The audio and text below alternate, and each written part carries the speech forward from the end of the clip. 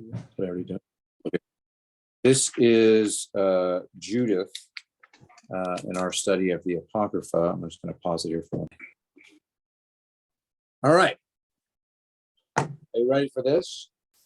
Ready. Do you all know the story of Jael in the Bible and Judges? No? No. Was this? Remember the Israelite woman with Deborah who went into the tent of a general or a leader? And yeah, that's right. Look at Glenda. She's given us the visual. and drove a tent spike through his head. So if that made you squeamish, this has equally interesting and disturbing overtones. Like I said earlier, this is a book that really, I'm going to put you in the corner so I can get your reactions later. Maybe I should move over. Yeah. This is a book that honestly, again, a little bit of, if you didn't read it, it's worth reading, but I would actually sort of just take the summary of for the first 7 chapters of what I give you. And the story sort of, for our purposes, gets good around chapter 8 when Judith is introduced. So even though the book has a title, Judith, we don't see her as introduced as a character until about halfway through. And as I'll talk about later, it almost like the story splits in half. But much like Tobit and the story of Tobias going to find his wife and everything that resulted from that, for those of you who have to listen to that next time if you really want to know Tobit. But it's a full story, almost in some sense fuller than and more well written than many of the biblical texts that we've looked at over the last year. They're just the narrative of the literary aspects of it. But we also have to consider that when most of the Old Testament books were written 400 years before Christ. So in that time of the 400 years before Christ to when Christ appeared, you have a period called Hellenization, which we'll talk to. And that's where the Greeks came down. If you want to look at it, like here's Israel. The Greeks came this way and the Romans had come this way, and Israel is caught in this Greco-Roman world where more and more they're influenced by Greek culture, Greek language. This is why we have a Greek New Testament. By the time that Christ came on the scene, although there was still Aramaic being spoken, although the Hebrew scriptures were still in Hebrew, the common language for that region would have been Greek, not Italian or Greek. So this is why our Old Testament books this is why actually it's actually even thought that Judith might have been written in Greek. But you got to now when you think about the Greco-Roman world of the Greeks and their emphasis on philosophy. Like much of the intellectual or philosophical history we have comes from the Greeks in terms of that. And so that intellectualism, that literary emphasis came and influenced that region of Israel between 400 and the time of Christ. 400 BC in the time of Christ. So it's not surprising that the books that were written are written with a more developed plot, with a more developed literary devices. And so basically what you have, and it's thought that it was written by a Jew, but what you have is you have an educated Jew compared to the books that were written hundreds of years ago by was when language wasn't developed as much. And so as language developed, and so when we look at it, we see a text that is written in a much more cohesive, not only literary framework, but even the language is more cohesive. But saying that doesn't mean that everything's perfect in it. And as we talk about the disputations a little bit later, you'll find that there's a lot of inconsistencies in terms of time, place, location, things like that got passed down. That part of the reason that we disputed is because of those inconsistencies. But let's just start. What I want to do again, like I have in the past, I want to look at just sort of some general stuff that sort of sets it. I want to look in particular at the character of Judith and the plot and where she fits in that. We're going to look at some of the biblical connections that shine through, how it's being used, and perhaps even more importantly, there are sort of the big question that, like, why don't we include this?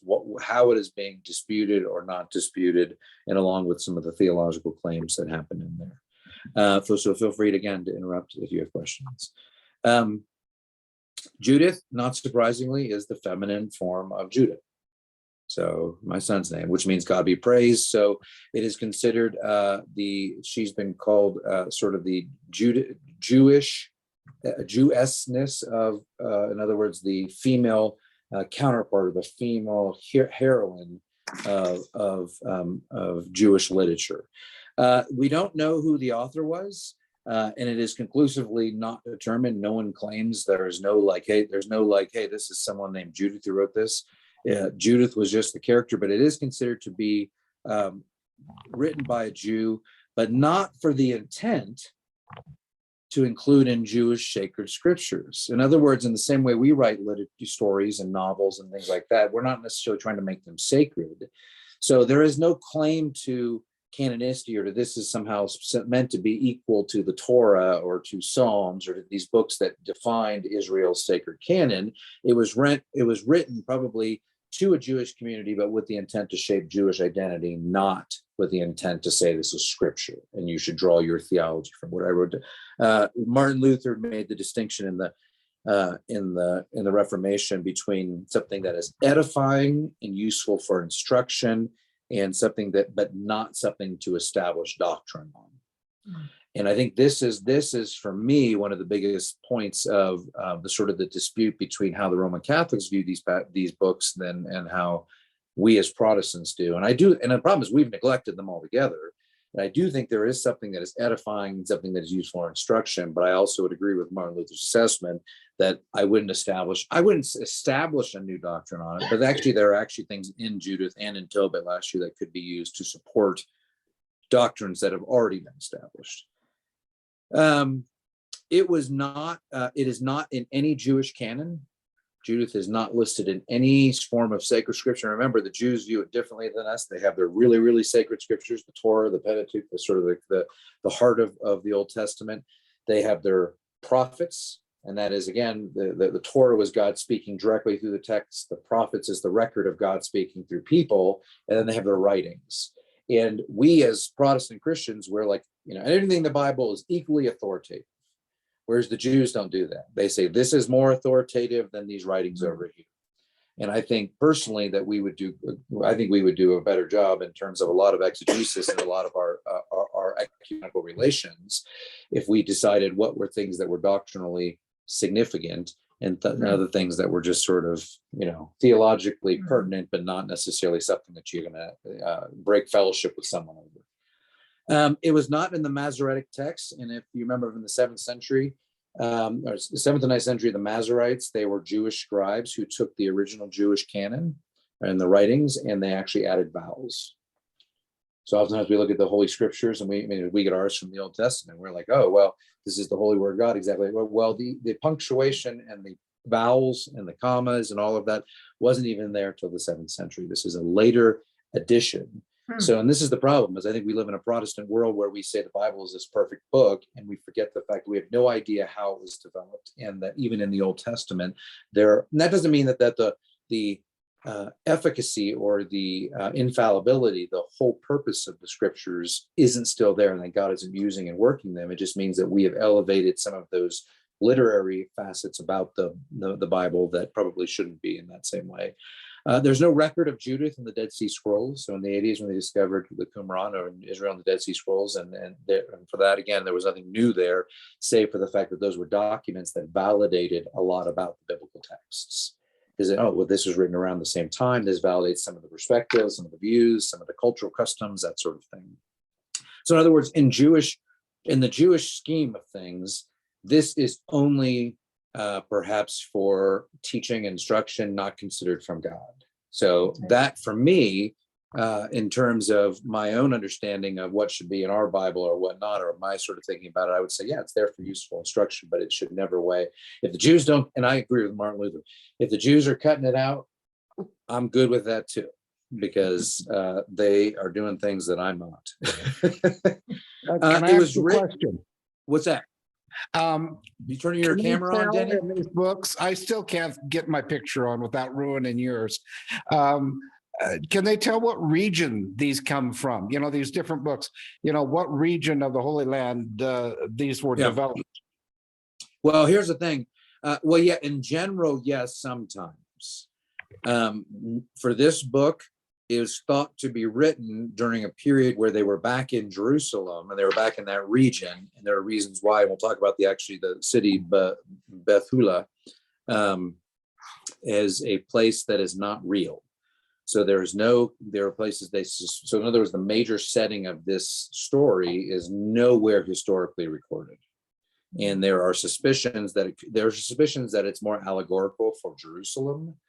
And again, this is because it's not like it's like it's in a novel or nonfiction. You don't have to have everything line up because you can use allegory and symbolism. So this is a totally made up one, but it was written at a time. We'll come back to it.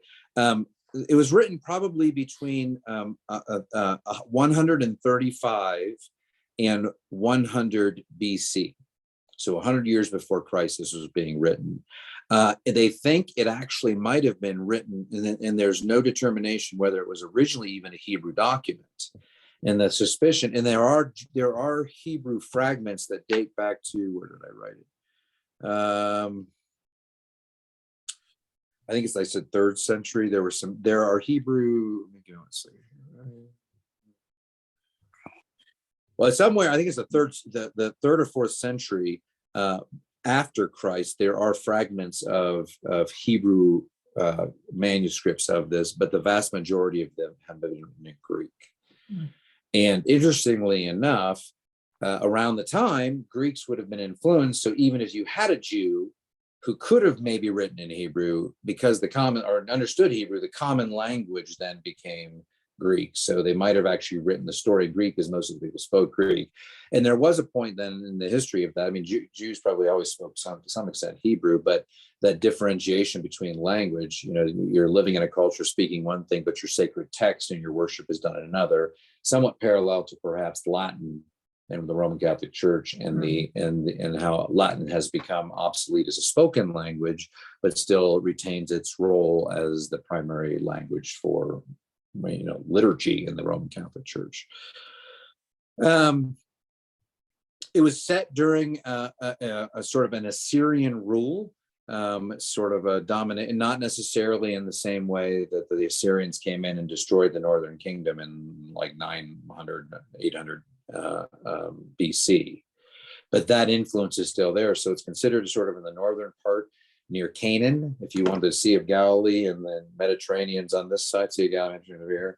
Canaan is that area between sort of the north west of Galilee and the Mediterranean Sea, and much of it is set around that region. And again, because of the fact that it is a made-up city, there is no specific location. But because of the fact that it is combating against an Assyrian ruler, it's thought to be in that region. But it's set in a time. It's not necessarily set in that time. It's set just in a sort of this amorphous time of, it could have been in a period of 400 years between. Yeah. Wasn't it during the reign of Nebuchadnezzar though? Well, there's an interesting, where did I write that? There's an interesting thing about that. So here it is, the Hebrew, it was Hebrew or based on a Greek text written Greek. The Hebrew copies. Oh, actually, I take that back. The Hebrew, the earliest now Hebrew copies we have actually come from the Middle Ages. So prior to the Middle Ages, we have no Hebrew manuscripts of that. But in the Hebrew copies that we have from the Middle Ages, they name not Nebuchadnezzar, the king of Nineveh, but Seleucid, king of Antiochus IV of Ephanians. And who was a leader during the Hellenistic period, which is sort of 323 before Christ was born, around the time of Alexander the Great, till about 50 years after Christ was born. So that leader called Seleucid, and so in the Hebrew version of this, whether they took out Nebuchadnezzar and put this other guy in, we don't know, but we have copies both in Hebrew that name another guy that would have been a ruler around the time it would have been actually written, and then our Greek versions of it name it as Nebuchadnezzar. Now, Nebuchadnezzar, Babylon, the Assyrians, oftentimes in Hebrew literature, these are used as sort of general categories of the enemy. So just because it names Nebuchadnezzar doesn't necessarily mean it's meant to be the Nebuchadnezzar from the time of Daniel and the prophets. It could have been, but we don't know. But what we do know is that it is in that region. And there was a power that was oppressing the people, and we'll get into that in the narrative.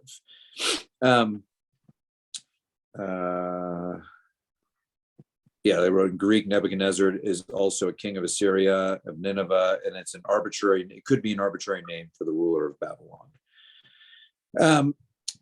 The canonicity, it was included as a part of scripture in the Septuagint, which again is the Greek translation of the Old Testament, and has been an authoritative source through the first millennia since Christ.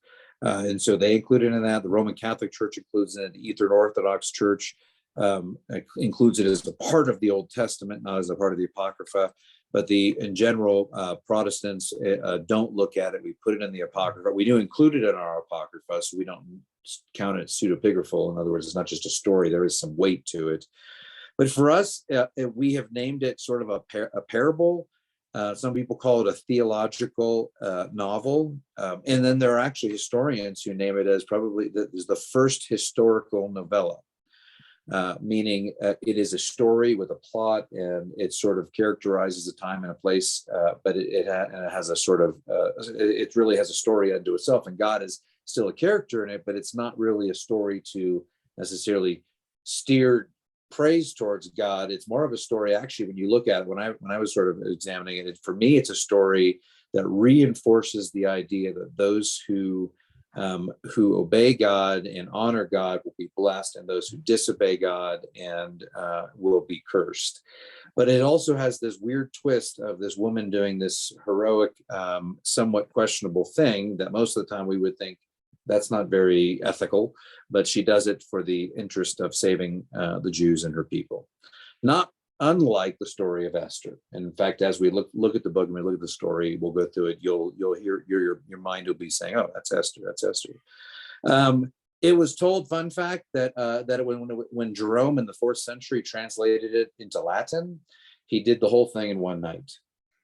And apparently, because of that, when later on, when they looked at his Latin translations compared to the Greek original versions, there were lots of discrepancies. So Jerome didn't put it as a high priority of let's get some good sleep.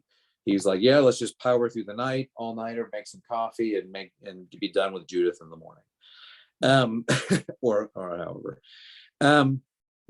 The general plot of the story, if you haven't read it, did you all read it? Anyone read it? Jim, did you read it? The only Roman Catholic with us didn't even read it. Nice, strong representation. You're getting the Glenda notes, the Cliff Notes from Glenda. Yeah. Danny, did you all read it? I actually didn't get a chance. No, it's to. okay. This is a good one. It's worth reading, but only from the eighth chapter. Actually, the whole thing. Yeah. It's only Don't 14 read chapters. the first part. It's just war and brutality. The first part is a lot of battles. So if you're interested in, and a lot of names you probably don't want to pronounce. But the story places this character of Judith as the heroine. We'll come back to her, sort of battling the general Holofernes, and it's kind of a story of a double cross. And if I could and I'll sort of give you the general story now, and then we'll go back and look at it in the text as a whole.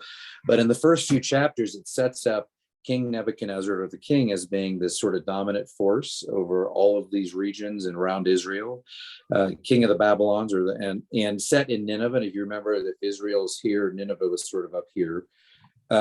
So it's set in a time where there was an oppression, and King Nebuchadnezzar wants more adherents, and basically sends out, I don't remember the exact thing, but he sends out an ultimatum. Basically wants everyone to worship him as the Lord of the world, or he was going to destroy them.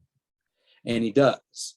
And he builds, and then we'll look at the first 7 chapters of building of this army, and sending them out and destroying people and towns and villages is kind of, setting, you got to sort of, if you've ever seen the movie, any of the Lord of the Rings movies, where like his army was great, and you got to imagine sort of coming off and dust clouds coming, and they're just going and just sort of going into towns and saying, if you're with us or you're not. Well, long story short, it comes to the fact of this town where that's Bethulia, that is in a mountain pass, and they need to get through this mountain pass to carry on and conquer Judah. or Judea, the region of Judea. And so this is like a major stronghold. And so he's taking his army there, and all of the people of Israel are, saying, "Oh, we can't do this." So, and they're running, and they were cut off from water supply and food supply. So they're running out of sustenance, and they're getting to the place where they are laying on the ground with sackcloth and ashes, and they're begging God for mercy, and they don't know what to do. And then you have this heroine named Judith who comes forth, and she was a childless widow that was independently wealthy for the most part. She had a lot of, despite her husband left her stuff, but she didn't have any children to care for her, and there was no suitors after that, as there wouldn't have been in that time, probably. There's no male counterpart in her heroic efforts. The only person that's there is kind of like Batman and Robin, is her female maidservant who travels and goes with her, and both of them have tremendous courage in all of this. And she basically shatters any norm. This character of Judith shatters any norms of second century women. She's powerful, she's strong, she uses her own her cunningness to get something done. She honors God in the sense of she never loses faith that the God of Israel will honor them.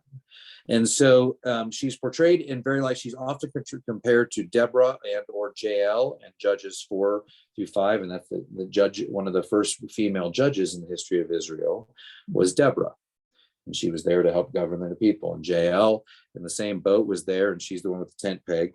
She is and so in her violent acts that she's about to commit, as you'll learn about soon, she's compared to Deborah or Jael. In her cunningness and her beauty, in her smarts, she's compared to Esther. But it's often thought at that time she is associated with the stories of leaders of the history of the Israelites that are leaders who protected the people. Esther is ultimately the one who came in and saved all of the Israelites from being destroyed. And so she, in the same way, is seen as someone who held her faith and saved the people. It is also thought, actually, at the time, and I'll come back to this, apparently in that period, in that 200 to 100, there was a Maccabean revolution or revolt. And Judas of Maccabee, who was a Jew, freed Jews in the mid-second century from the oppression of the authorities at the time. And that sort of period is what gives the Jews their history of Hanukkah. So in the same way, Esther is associated, and if you know the story of Esther, and she freed the people, and there are three main Jewish festivals: Hanukkah around Christmas, Purim around, I think, February or into January, February sometime, and Passover. And so the Purim, the celebration of Purim, has, in the story of Esther is always read, and all that, and God's deliverance of them, has the heroine of Esther. And so it is thought that this Judith figure became the Esther of Hanukkah. And I'll talk a little bit about that in a few minutes, just as the association of it.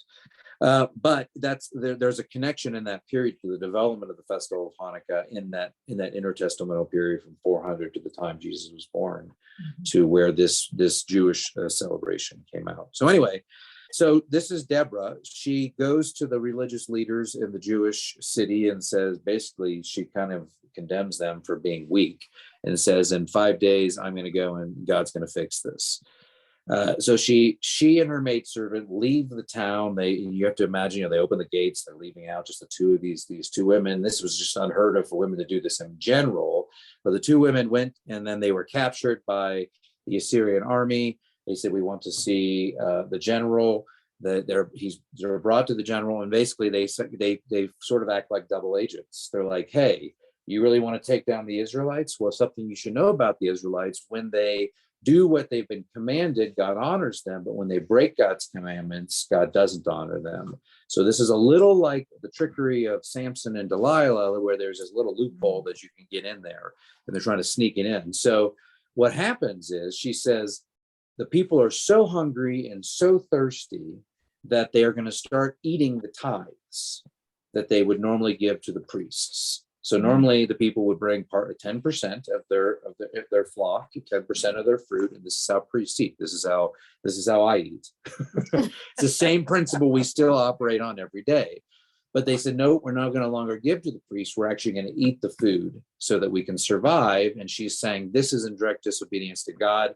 And I will go back and I'll check on what's going on. And when the time comes that they start eating and stop tithing and eating the food that they were meant to give to the priests, this is when they will be in an act of disobedience. And this is the time to strike.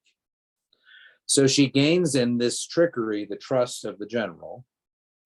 And I forgot, I should add on that there are more references to her beauty in all of this, and we'll get to that. Like, it is like this is probably the most beautiful woman in the Bible, like according to the amount, like she just does herself up.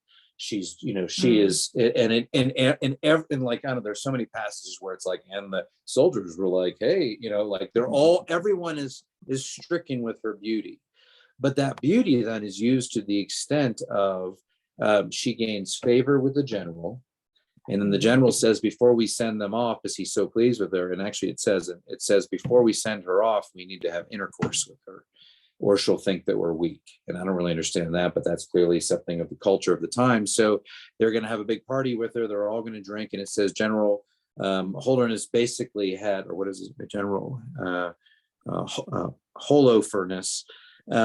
He drank more than he had ever drunk in any one day in his whole life. So he was drunk beyond recognition. Well, when he falls asleep, he's drunk. The other people think that she's in the tent, and they're having some relations.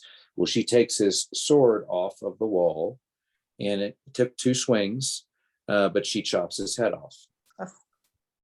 I also like to it reminded me, as I was reading the story, when I was in seminary, we raised ducks. Mm-hmm. And Judah was like a part of raising these ducks, and he didn't want me to slaughter any. So when came time, we had layers and fryers.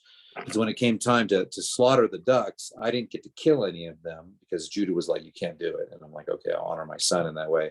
But I was the holder, and it took this guy who didn't have anything to do with the ducks. He was just there, but he wanted a chance to try.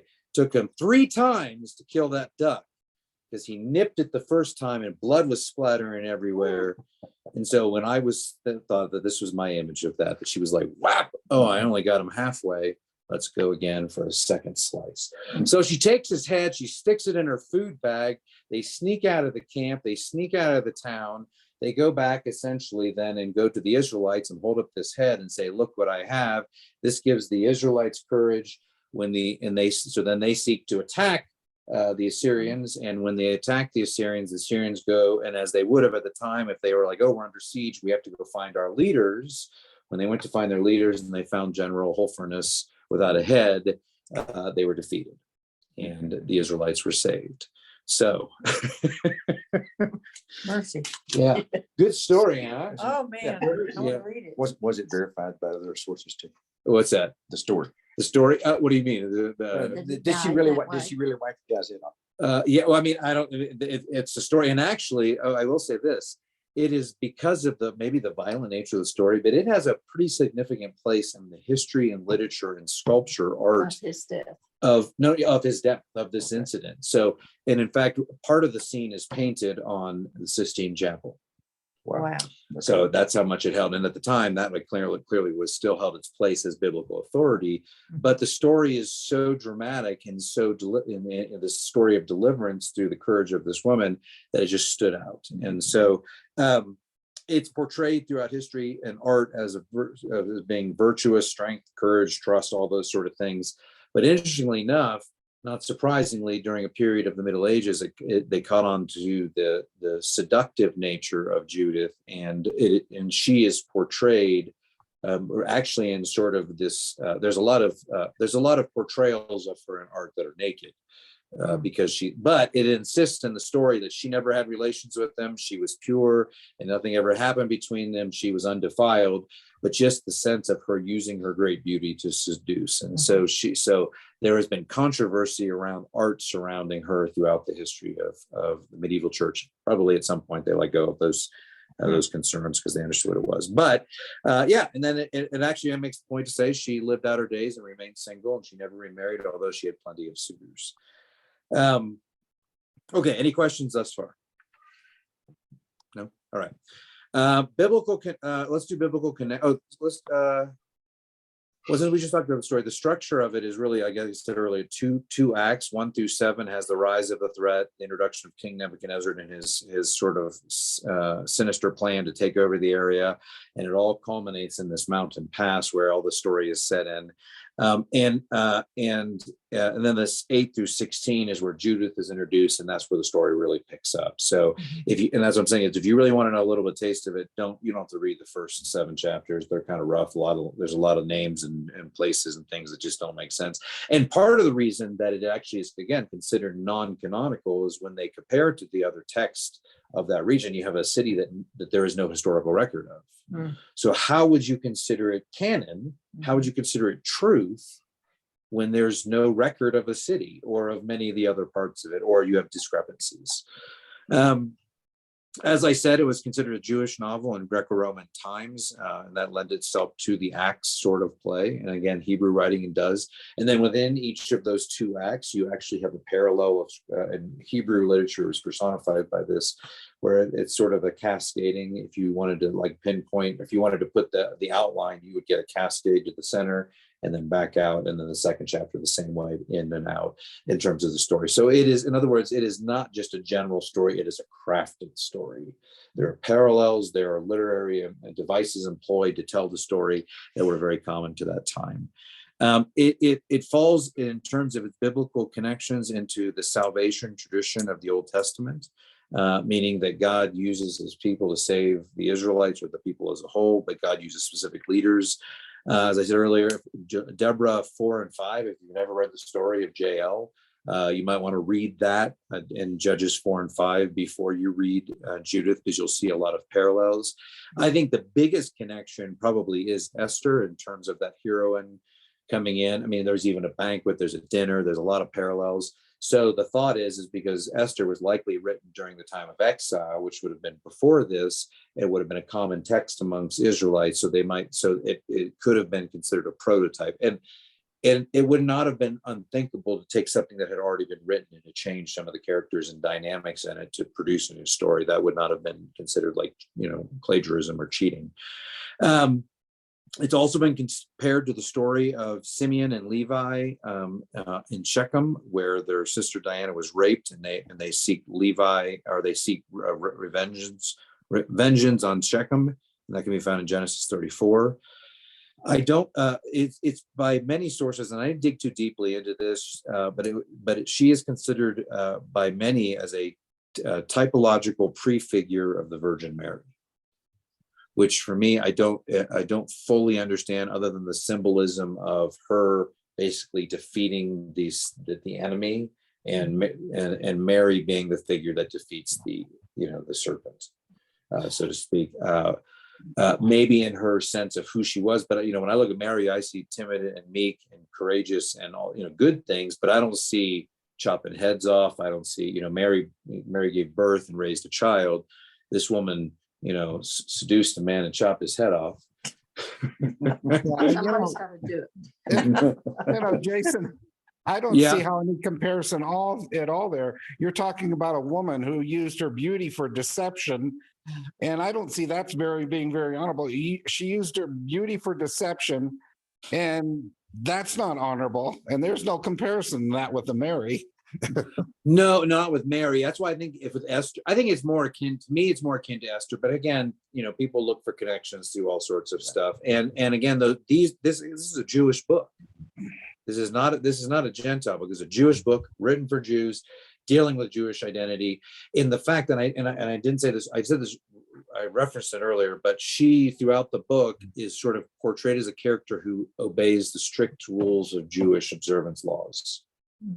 And so in a time where you want Jews to be more obedient to the laws in the time of Jewish customs, then you produce stories that have characters that emphasize their allegiance or obedience to these customs, and that's meant to encourage others.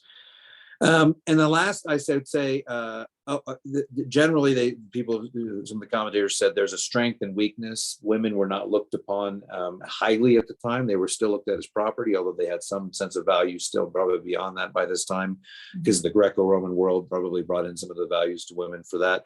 So, but it was still considered that divine reversal of strength and weakness. God always uses the weak, the one, she's single, she's widow, she's childless. And so, and the little maidservant goes with her. So the weak, the culturally one that was considered insignificant is the one that ultimately saves.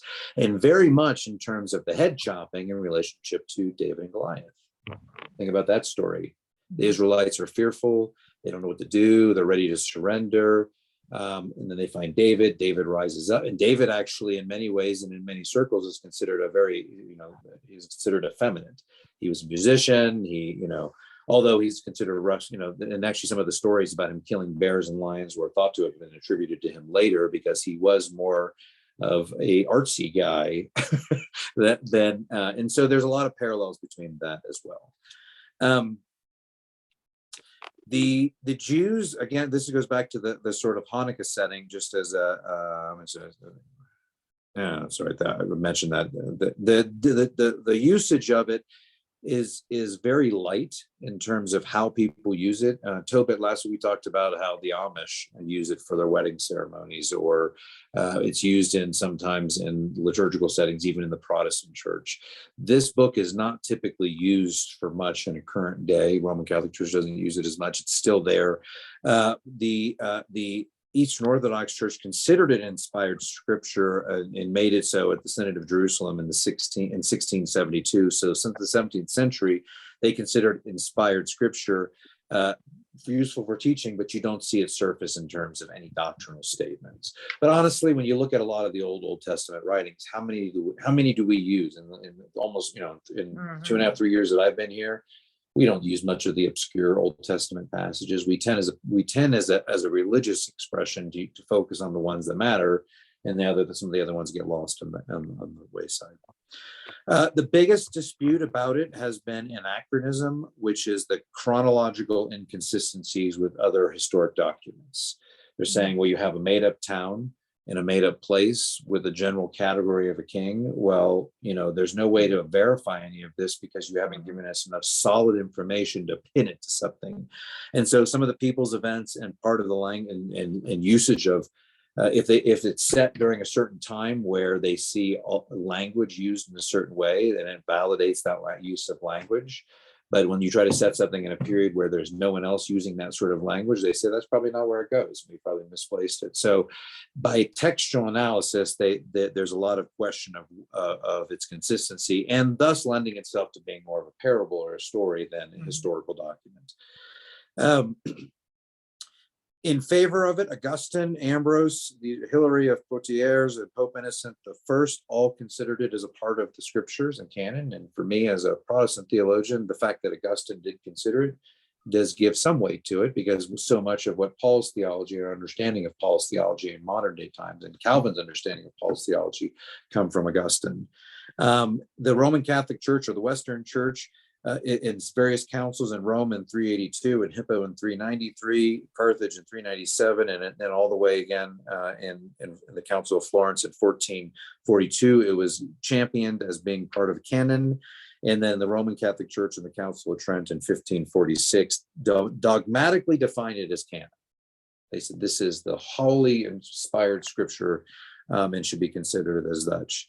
Thus, as we look back, Jerome, who translated the Septuagint, the Greek Bible, into Latin, he didn't consider it to be canonical and put it in the Apocrypha.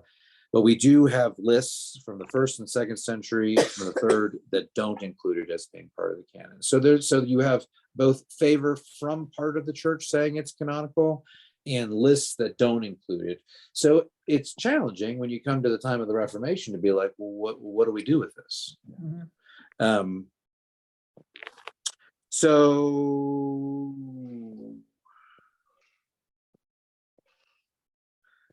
And then I would say that the biggest shift in it was really with Martin Luther. And again, he said the 24 books of the Jewish canon that the Jews acknowledged at the time were where he was going with. He looked at it as being allegory.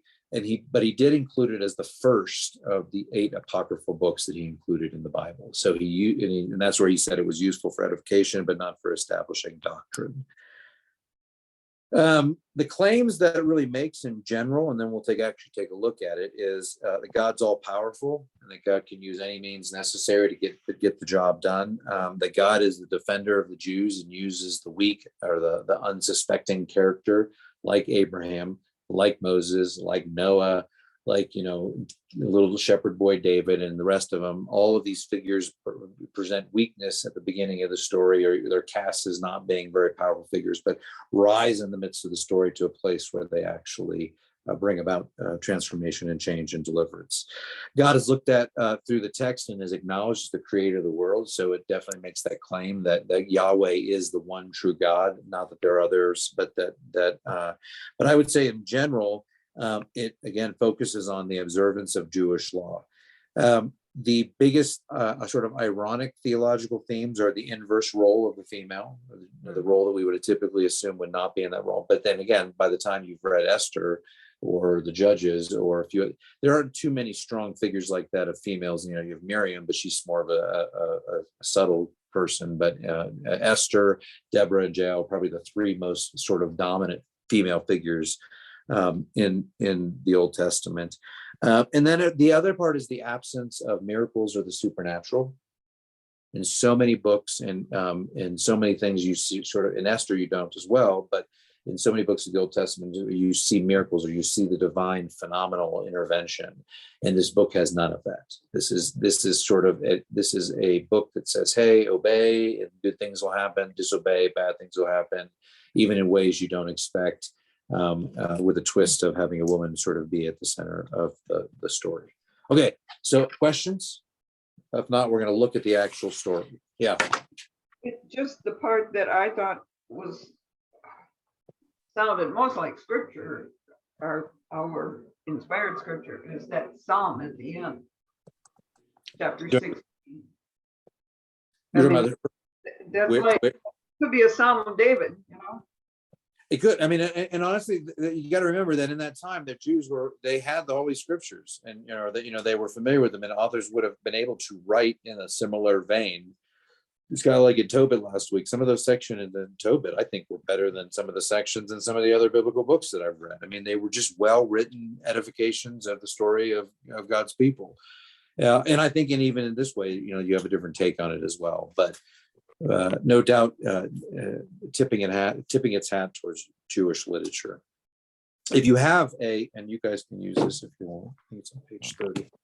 You want to? I don't know if you want to follow along, but if you do, I'll put it out there for you. We got to break this binding here a little bit. There we go. So you can kind of go through chapter 1 if you want. You don't have to. So just starting. So let's just go through, and I want to make just some observations, and then we'll bring everything to a close with a few final remarks. At the very beginning, again, the first 7 chapters are dealing with the sort of military campaign nature of it. So you have the dating in the very 1:1. It was the 12th year of the reign of Nebuchadnezzar, who ruled over the Assyrians in the great city of Nineveh. We were familiar with Nineveh. We're familiar with Nebuchadnezzar. As the reader, you automatically feel a little bit more comfortable. You may not know where to place that in history, but you have familiar characters that sort of do that.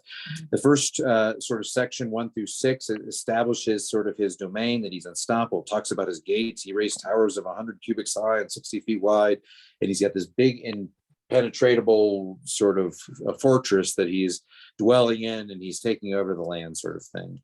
He in verse 7 to 12, he sends out an ultimatum. It says Nebuchadnezzar, king of Assyria, sent messengers who all lived in Persia to all who lived in the west.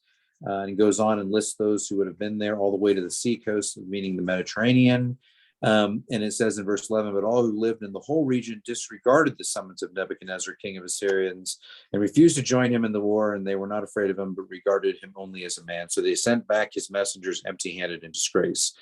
He gets mad, and basically he goes on a tirade of trying to basically combine, he's getting ready to send a military force to kill everyone. And he says, he swore by his throne and his kingdom that he would take revenge on the whole territory of Sicilia, Damascus, and Syria, and he would kill with his sword also the inhabitants of the land of Moab, which would have been Jews, the people of Ammon, which would have been Jews, and Judea, and everyone in Egypt as far as the coast of the two seas. So he's looking to sweep down all through Israel and come down into Egypt and just start destroying people left and right. This is like a major military campaign. Very exciting. He starts in 13 to the end of chapter 2. You have just sort of that he's capturing and destroying. He captured Arphaxad in the mountains of Rago and struck him down with his spears, destroying once and for all, and it carries on. And then he has a revenge plan that he says in 2:2, he summoned all his ministers and his nobles and set before them his secret plan and fully recounted with his own lips the wickedness of all the region. And he decided that everyone who had not obeyed his command should be destroyed. So he calls his, in verse 4, you get the general coming in, the whole furnace. He comes in and he basically says that he's going to send them out and he's going to kill everyone. And then from 2:14 to the end of the chapter, you have sort of the accounting of his campaign, and he sent talking about his rations and about the people, and they marched for 3 days from Nineveh to the plains of Bechtelef, and so it's just really, and then at the end of that chapter it talks about how the fear fell upon the Israelites. So the whole thing is sort of setting up this story of just domination. He's coming through. Without getting into too much detail, again, you don't need to. There are people surrendering. He's destroying shrines, and then all of a sudden, in chapter 4, Judea, where the Israelites would have been, they go on alert, and they realized that they have to go through a mountain pass to get through. And it says in verse 4:7, ordering them to seize the mountain pass, since by them Judea could be invaded, and it would be easy to stop anyone who tried to enter. For the approach was narrow, wide enough only for 2 at a time to pass. So they're defending a very not like Slumgullion Pass where you could fit a tank through. This is like 2 people at a time. So, like 3 feet wide or something. So the Israelites, and in verse 8, the Israelites they were ordered by the high priest Joachim, as senate of the whole people. They started fasting. They put sackcloth on themselves, wore sackcloth. And then in verse 4:12, they even draped the altar with sackcloth and cried out in unison, praying fervently to God of Israel not to allow their infants to be carried off and their wives to be taken as booty, in the towns they had inherited to be destroyed, and the sanctuary to be profaned and desecrated to the malicious joys of the Gentiles. So this is like, ground zero. This is the end. Like they're thinking that we're going to be destroyed, and they're just begging God. And then in verse 13, it says, the Lord heard their prayers and regarded for their distress, for the people fasted many days throughout Judea and in Jerusalem before the sanctuary of the Lord. And so, which I thought is in 15, with ashes on their turbans. So apparently those early Israelites were wearing turbans. I didn't know that. I thought that was very interesting. So then they form a council against the Israelites. And it says in verse 5:3, and he said to them, tell me, you Canaanites, what people is this that live in the hill country? And remember, the Canaanites were the very first people that when the Israelites crossed the Jordan to establish the promised land, the Canaanites were the ones who were living there, and they were the ones who the Israelites conquered. But keep in mind, this is 1,000 years later or more. And so the Canaanites are now saying, recalling upon their history, and they say, the king is, or the general Holofernes is saying, tell me, what towns do they inhabit? How large is their army? What is their power and strength consist of? Who rules them as king? Who leads their army? Basically, I need to know about the people I'm about to attack. So Achiors, a leader of the Ammonites, came and says, let me tell you, and basically goes through, and in chapter 5 is kind of a cool history of Israel's story, all the way, and he talks about they've lived in the descendants of the Chalcedons, talks about them settle, their God commanded them to leave the place where they're living and go to the land of the Canaanite, and at the land of Canaan, where they settled and grew prosperous in gold and silver and very much livestock. Then when a famine spread over the land of Canaan, they went down to Egypt to live as long as they had for food. Hence the story of Joseph.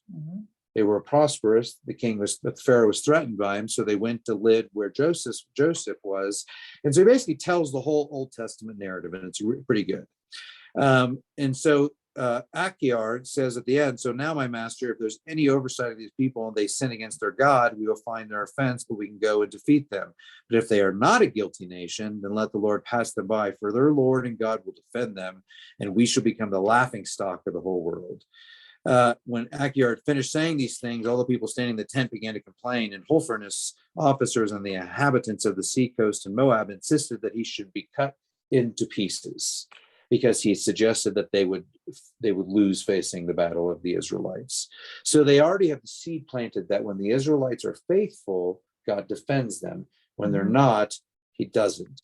And again, you got to think of this on the much larger formation level. This is the message they're trying to communicate to the Israelites who are reading this. The story itself almost doesn't matter. The moral of the story is obey God. Yeah. So Achior is handed over to the Israelites, and he goes down, and then in verse 10 it says he ordered his slaves to wait, and they seized him to take him away. When the men of the town saw them, they seized their weapons and ran at the top of the hills, and they kept throwing stones at them. And then it goes into basically a prayer of the Israelites to protect them. Israelites are fearful. And then you get down to the bottom of chapter 7, where it starts, 19 starts talking about how they have no water, they have no food, they're running out of stuff. And it gets to the point now where you have the Israelites who are resisting, you have the army who's ready to come in and knows sort of the what they're going to attack and face. And so the whole story is climaxing in this moment of what is going to happen with the Israelites. And if you stopped at the 7, you'd be like, well, they're not in good position. So I mean, there's drama in this story. So then you enter the story, then all of a sudden in chapter 8, in those days, Judith heard about these things. She was the daughter, blah, blah, blah. Her husband had died during the barley harvest. She was a widow. She remained a widow for 3 years and 4 months.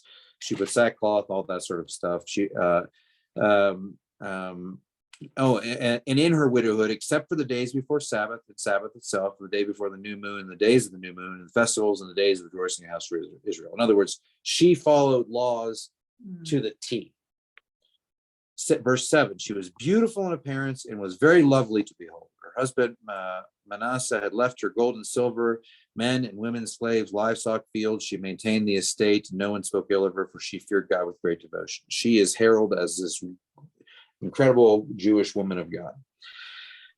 So she goes and she basically, and from 9 down, she chastises the leaders of Israel and says in 5 days that God's going to solve the problem. And verse 14, no, my brothers, do not anger the Lord our God, for if he does not choose to help us within these 5 days, he has power to protect us within any time he pleases, or even destroy us in the presence of our enemies.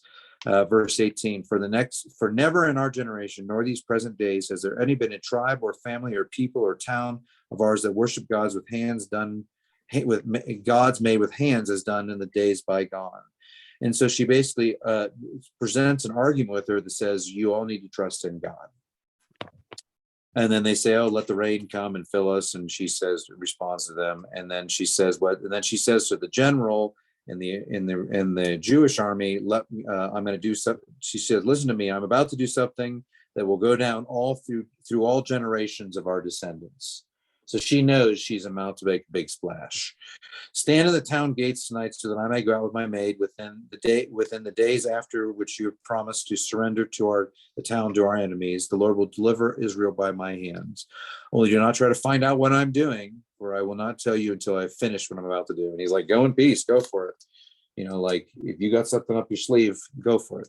So she has a plan, she has a prayer and a plan. And then on chapter 10, she prepares to go. And it talks about, she removed the sackcloth she'd been wearing, took off her widow's garment, bathed her body, anointed it with oil, and combed her hair, put on a tiara, dressed herself in festive attire that she used to wear while her husband Manasseh was living.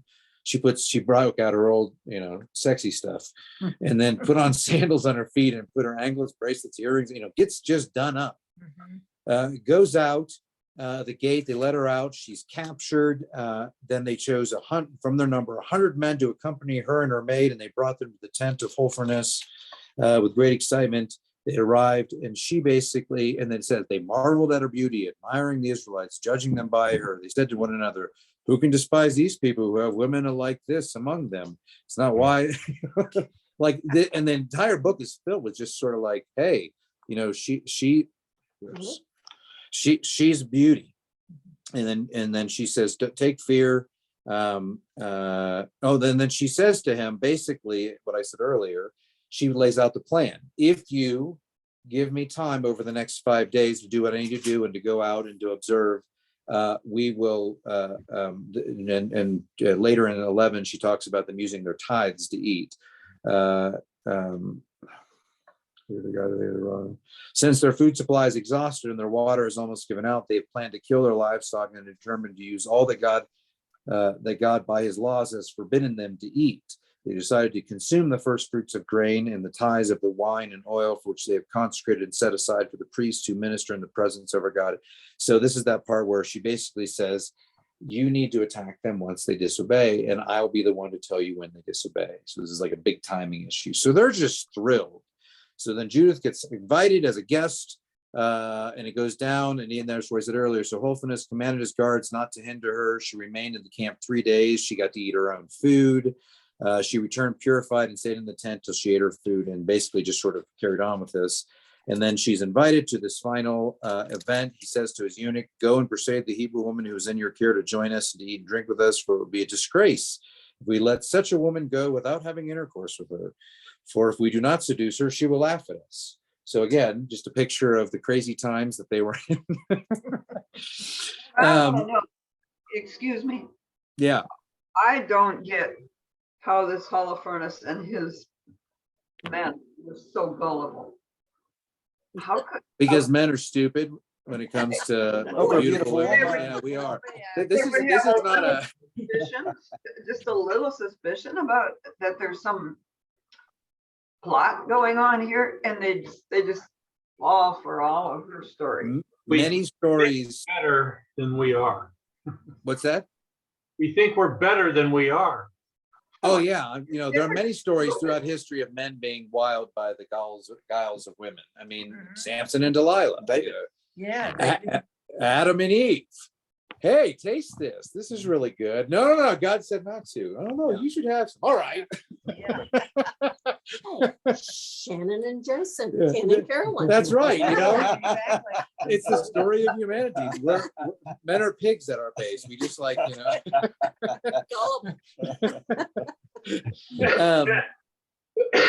So then in 1220, Holofernes was greatly pleased with her and drank great quantities of wine, much more than he ever drunk in any one day since he was born.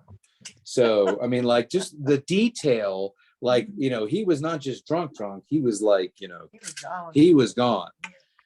So here now gets to the best part. So now in chapter 13:3, now Judith had told her maid to stand outside the bedchamber and wait for her to come out. And she did as she did the other day, for she said she'd be going out for her prayers.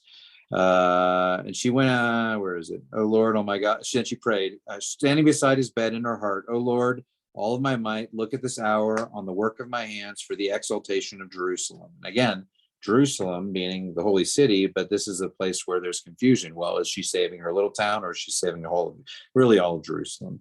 Now it's in time to help your heritage and to carry out my design. So this is kind of opposite of the man makes his plans and the Lord orders his steps, sort of things. She's like, I've designed this, go with me. So she went up to the bedpost near Holofernes' head, took down his sword that hung there. She came close to his bed, took hold of the hair on his head and said, give me strength, O Lord, O God of Israel. And then she struck his neck twice with all of her might and cut off his head. Next, she rolled his body off the bed and pulled it down the canopy from the post. And soon after, she went out of the gates and gave Holofernes' head to her maid, who put it in her food bag. I just love it. I just think there's it's that sort of detail that's just hilarious.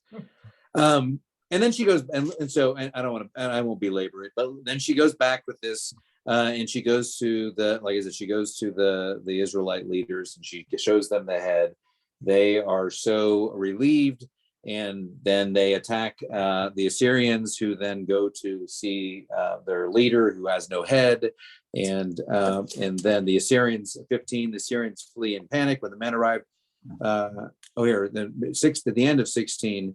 So Bagia went and knocked on the entry of the tent, for he supposed that he was sleeping with Judith, but when no one answered, he opened and went in to the bedchamber and found him sprawled on the floor, dead, with his head missing.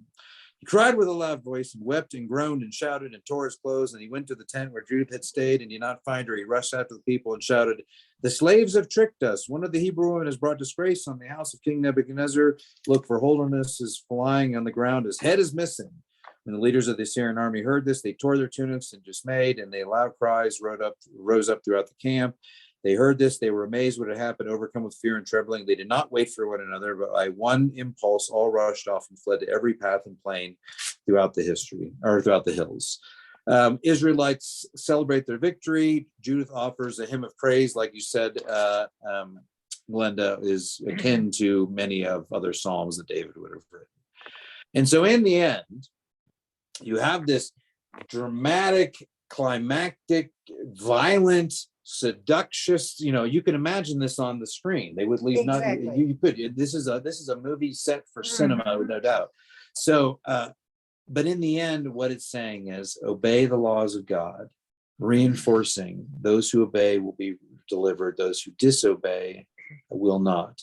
And in some strange, I want to call a seeding, and I think in this story and in Esther in particular, not so much in Jael and Deborah, that's just dark too, but it's kind of a merging of those stories. But in these things, I think it is foreshadowing the strength and power of women in a culture that basically said women were weak.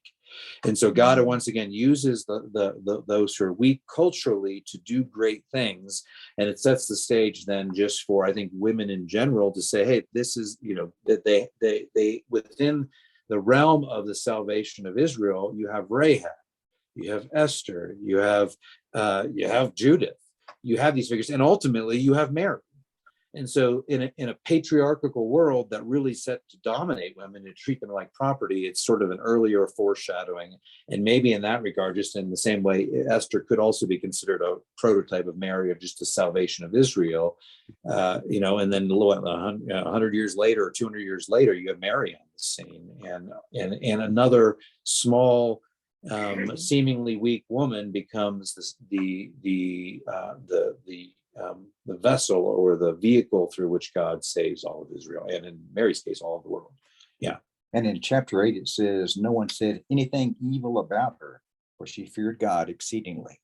So, I mean, she was a hero, even though she was seductive and whatever, she was the hero. She was the hero in spite of her deception. And I know, and Denny, as you said earlier, like this is an unethical story. She lied, she cheated, she killed, and you have to wrestle with this stuff, but you can't. The problem is we often take modern day ethics of war and murder and all these sort of things, and we say, oh, everything is wrong. Well, we forget that God, it's not that God has evolved, but God has evolved with us. God has allowed the people to develop and change and their history to come about, and God intersects and guides and directs, but God uses the structures of humanity in order to deliver redemption. I was saying this actually to Judah's dorm mate. He was saying, why did it have to be the cross? And I sort of mentioned that on Sunday, kind of to reinforce it with him. But the very first thing that after Adam and Eve that happened was Cain and Abel. And what is the very first thing they do? They offer sacrifice. Well, who taught them who told them to offer those sacrifices? So did God come down and say, offer sacrifice? We have no record of that. So within the beginnings of humanity, we have this deference to this divine of saying, I got to offer, I got to appease. And so when you go all the way up to then the time of Christ, God has used that human instituted schema of offering sacrifices for the atonement of sin. God then, in order to reverse that entire narrative, had to offer himself in this, did God, there's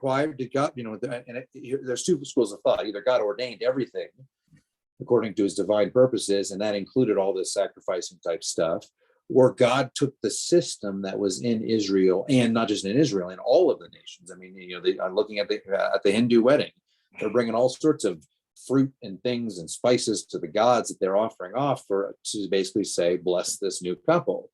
So it's not just Christianity, or it's not just Judaism or the Israelites. It is across the entire region, people are doing this. So God uses that structure. And I think in the same way that sort of echoes that idea that God uses the weak to accomplish those things that they could not accomplish themselves. I don't think that there are major doctrines that come out of this that influence Roman Catholic theology in a way that we'd be like, why is it that way?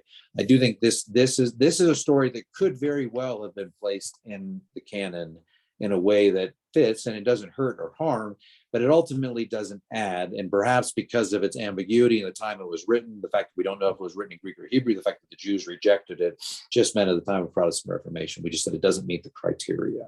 And I would agree with that, but I don't want to, I would, after reading it, would be disappointed if it was entirely rejected or removed, because I do think there's value reinforcing the things we already know. And that's Judith. Well, do you think God condoned her killing this man? I don't think it really That's just- happened. Oh, It was just, it's just a metaphorical thing. obey God. I think Okay. David chopped Goliath's head off. I think Okay. Esther saved, if Esther, and the truth that it is, probably saved the Jews in some fashion. And I think that Jael probably drove that tent spike into that guy's head.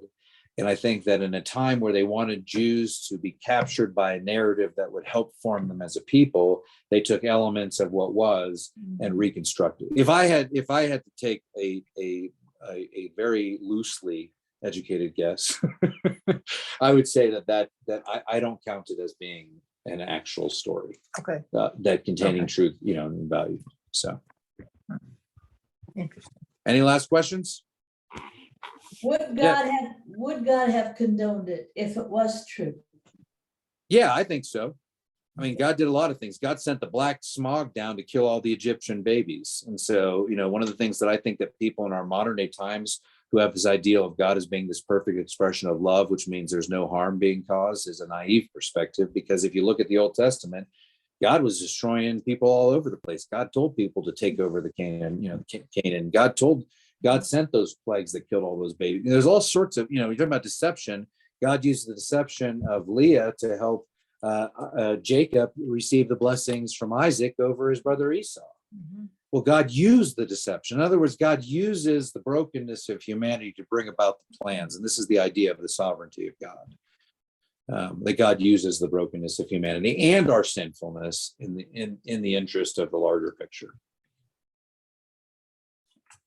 All right. Any final questions? Nope. All right. That's Judith. Okay.